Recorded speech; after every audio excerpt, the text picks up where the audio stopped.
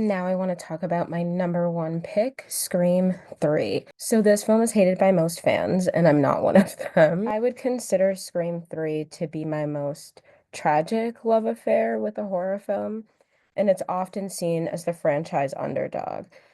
It explores really complex themes about how society pressures women into motherhood by offering redemption and a chance to erase their dark pasts. So, this is exactly what's going on at Scream 3. We are finally getting into the reality of Maureen Prescott. And it is my theory that getting into the details and the intricacies of that character is what repels people from the film because I think it's very hard to accept how real world that situation is. The film uses Maureen Prescott's tragic murder to comment on the desensitization of sexual violence in our culture. Again, this is being mirrored by our repellent of this film because that's exactly what it is trying to capture. That's exactly what it's trying to force you to think about. It's very revealing about how we deal with the unsettling truth of our passive acceptance of such horrors as the norm. And then it challenges us to reevaluate our perceptions.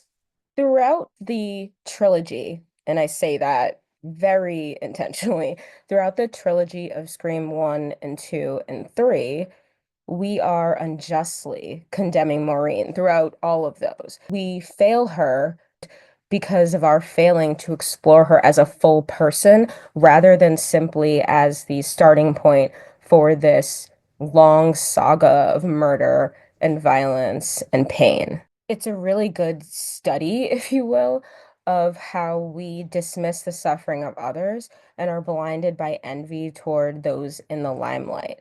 So this is something that's happening with both Maureen and, as we continue through the series, Sydney. There's always someone who feels like she's getting something that they should have had.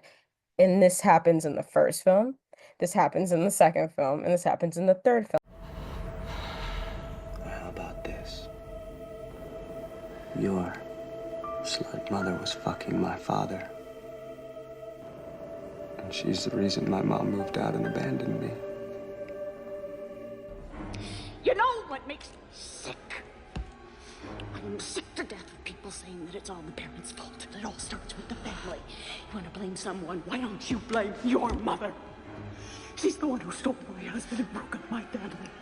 You're gonna pay for the life you stole from me, Sid. For the mother, and for the family, and for the stardom, and God damn it, everything you had that should have been mine! God, why don't you stop your whining and get on with it? I've heard this shit before! Stop! You know why you kill people, Roman, do you? Don't want to hear it! Because you choose to! There is no one else to blame! Fucking damn it! Why don't you take some fucking responsibility? Fuck you! Do you know what it was like growing up in this family? Related to you?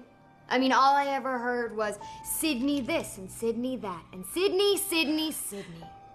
You were always just so fucking special! Well, now I'm the special one. I think the film is trying to get us to understand that the very thing that we're lusting after, the people that we think are stars, we envy them, but it's like they've already imploded. Why does everyone know who Sydney is? Why is she the number one survivor? Why is it all about her?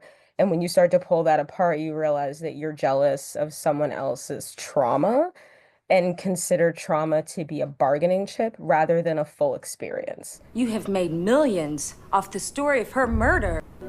Nothing happened to her that she didn't invite in one way or another, no matter what she said afterwards. Are you saying I'm saying things got out of hand. Maybe they did take advantage of her. So one of my favorite things about Scream 3 as an installment is it's the first one that calls everyone to the carpet.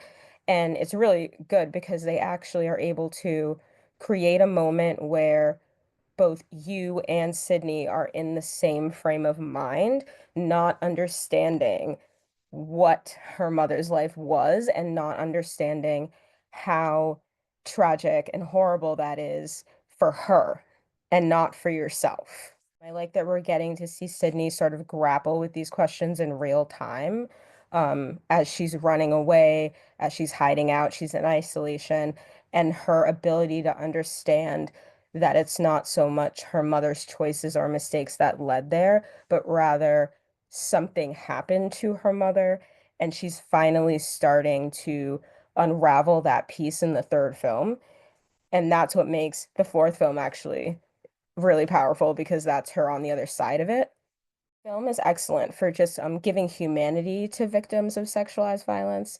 It gives humanity to mothers covering up their pain to fit into a box that we're demanding of them.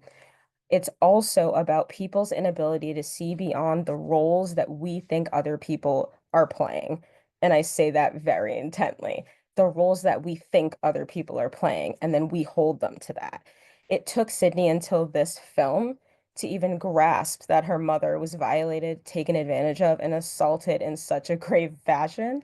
And it's like the gravity of it is so heavy. And you can really see that in the film, especially in those final scenes where she's confronted with maybe the worst thing that has happened throughout the franchise. It's time you came to terms with me and with Mother.